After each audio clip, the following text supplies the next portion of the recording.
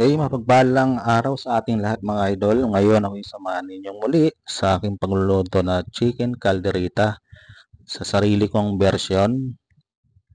Okay, pwede nyo itong itry din sa inyong mga bahay para matikman ng inyong mga mahal sa buhay.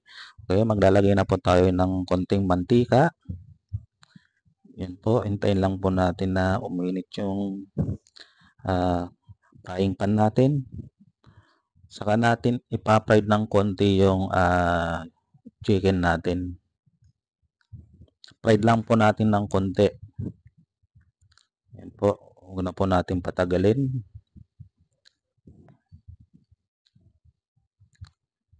Ayan, para lumabas yung mabilis lumabas yung tubig. Yung tubig sa manok. Yan po. Yan. Fry lang natin ng konti. Tapos pag nag-brown ng konti, pwede na natin baliktarin. Yan.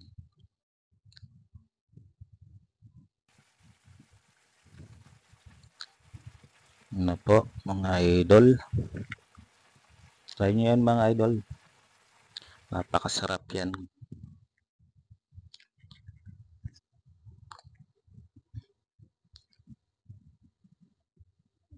Yan, pwede natin lagay sa bowl. So natin set aside. Tabi muna natin mamaya.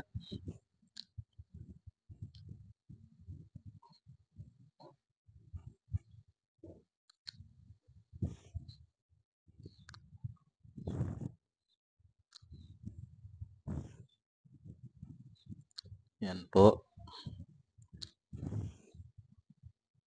At dyan na rin po tayo magpa-fried ng carrots.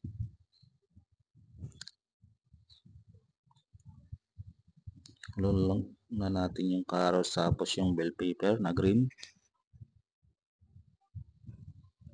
Haluin lang natin.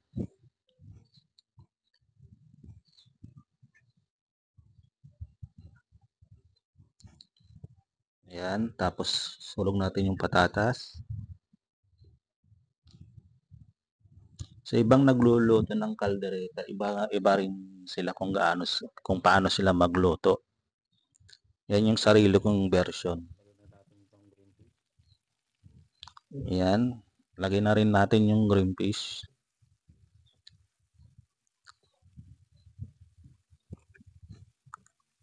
Yan, tapos pag ano yan, set aside natin, yan yung lagay natin sa huli.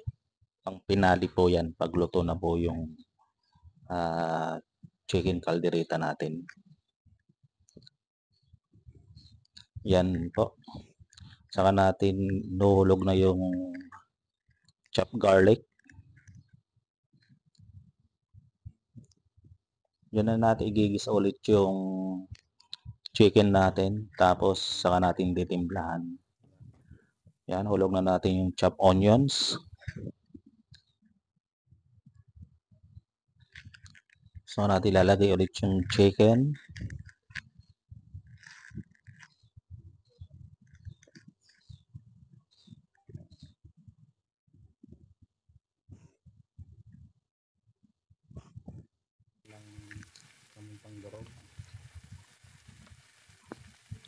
Lagyan po natin ng pamintang durog. Maraming salamat nga po pala sa lahat ng sumusuporta na ginakasubscribe sa aking mga videos. Shout out po sa inyong lahat. Yan po, nilagay na po natin yung seasoning granules. Tapos yung gata. Yan. Bali yung gata na yan yung nakalagay sa pouch na maliit. Bali 200 ml po. Saktong-sakto lang po yan. Tapos lagyan po natin na liver spread yung Rino na maliit na nakalagay sa lata lang.